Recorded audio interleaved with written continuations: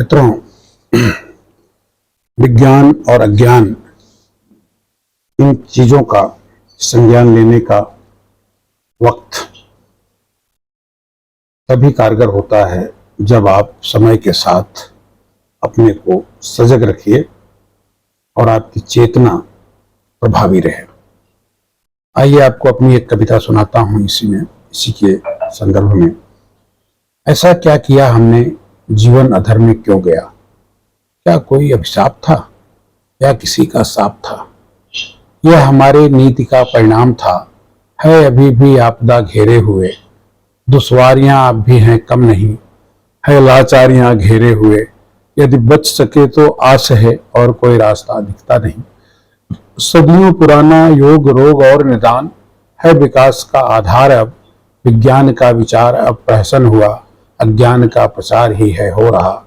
आज कौन है जो गहरे सो रहा, आज कौन है जो गहरे सो रहा, ये विषाणु जहर क्यों बो रहा? क्या कोई साजिश है यह, इसका निदान न हो रहा?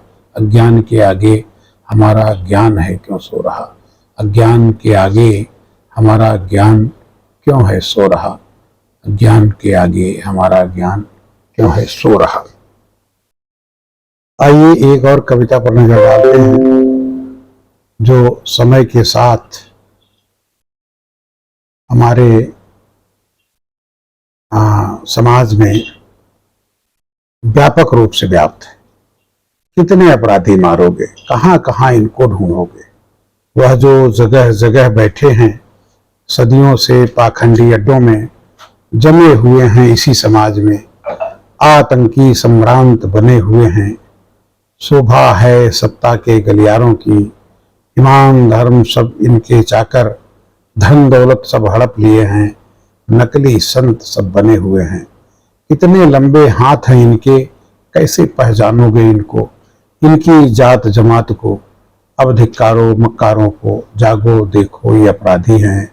जो सत्ता हथिया कर बैठा है, तुमको बहका कर बैठा है, तुमको फुसला कर लूट रहा है।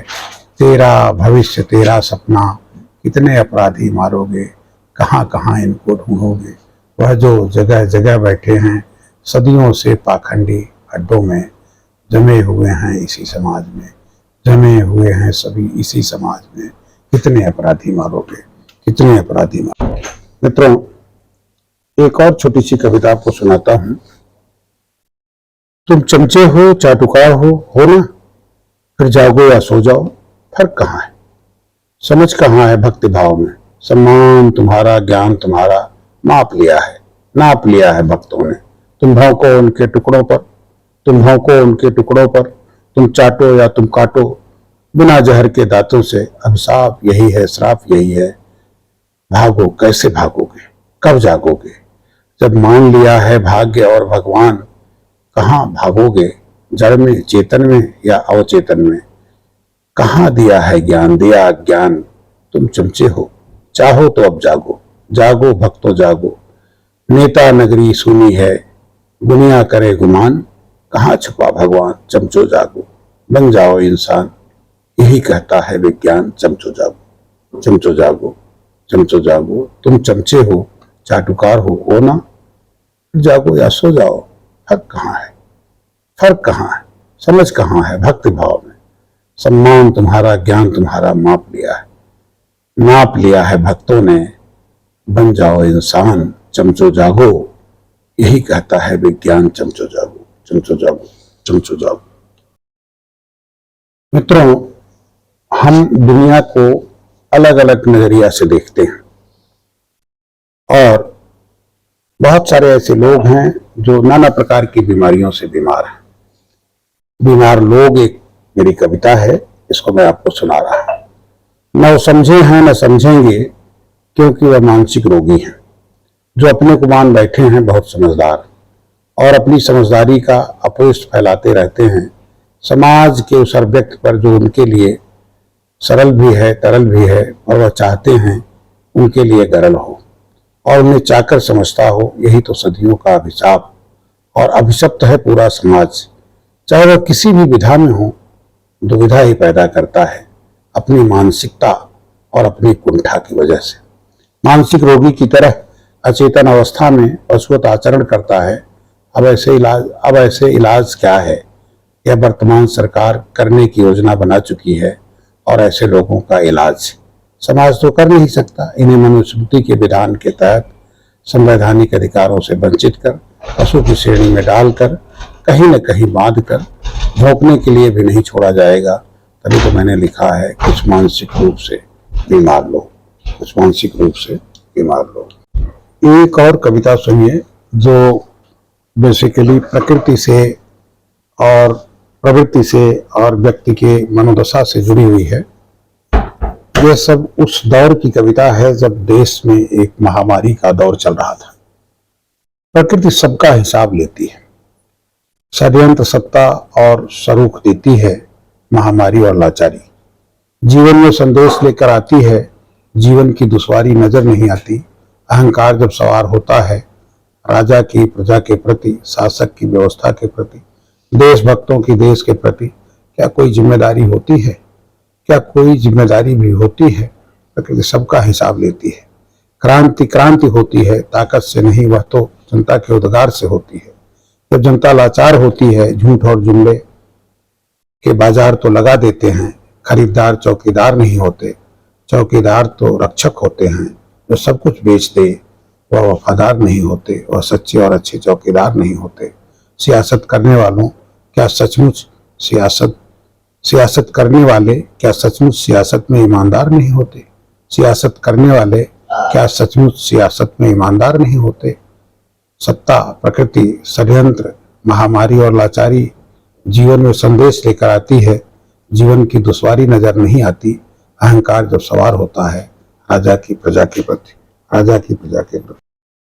एक और मेरी कविता सुनिए जो समकालीन भावों को समेटे हुए है और एक तरह से वह यह कह रही है कि किस तरह का समाज बन रहा है, किस तरह से लोगों को गुमराह किया जा रहा है।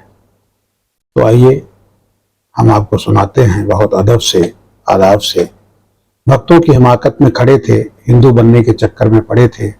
लिंचिंग में मजा थे जो ले रहे, क्योंकि मुस्लिम थे मर रहे। हिंदुत्व का जहर पीकर नशा था आगोश भी पाखंड का। भारतीय संस्कृति का इतिहास साम्राज्यवाद से है गढ़ा। बहुजनों बोलो क्या है मनोदशा। इतिहास अपने को है दोहरा रहा। संघर्ष की पीड़ा तुम्हारी कम हुई। सामंतों की जो फौज अब है खड़ी, वह अत्याचार कैसा कर रहा। बीमार है हिंदुत्व का जहर है चढ़ा। जातीयता से जो निर्मित है हुआ, खून में जिसके जहर है मिला, तभी तो जहरीला उसका स्वभाव है। वह डस रहा है सत्ता की सुविधा उसे, क्योंकि यह दौर जहरीला हो चला। सामंत सत्ता पर है काबिज, सांस्कृतिक साम्राज्यवाद है परवान पर। विश्वगुरु बनने चला जहरीले स्वभाव से। नफरत कर रहा है जब यहाँ इंसान से। स्त्री, दलित, बहुजन और अल्पसंख्यक पर अत्याचार कैसा कर रहा है।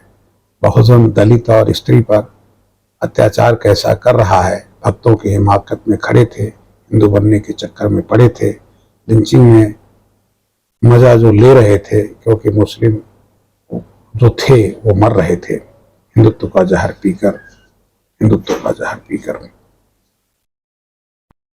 मित्रों, ये कहा जाता है कि दुनिया जो है एक परिवार है और इस परिवार में, इस दुनिया में इस पर बहुत ही अलग अलग तरह के काम हुए हैं, जिसमें इसको बार बार रिपीट करते हैं वो लोग जो खुद ऐसे विचारधारा पर, ऐसी बात पर, ऐसे उस पर बिल्कुल अमल नहीं करते। तो इसी पर हमने एक कविता लिखी है, मैं आपको सुनाता हूं। थोड़ी इंटरेस्टिंग कविता है। वसुदेव कुटुंबकम, दुनिया एक परिवार है। वास्तव में क्या यह सत्य है? हम तो अपने आसपास देख रहे हैं कौन पराया है कौन अपना है। वसुदेव कुटुंबकम का मंत्र हमारी संसद के प्रवेश द्वार पर खुदा हुआ है, मगर संसद में जाने के लिए जिस तरह का माहौल गढ़ा गया है, वसुदेव कुटुंबकम का मंत्र क्या बेअसर हो गया है? जो लोग उसमें प्रवेश करते हैं उनके आपस में संबंध होते हैं, एक रिश्तेदार है दूसरा अजनबी। यह बात बहुत धड़ल्ले से छोटे दिमाग वाले कहते हैं। पूरी दुनिया एक परिवार है जो कहते हैं और उदार रहते हैं।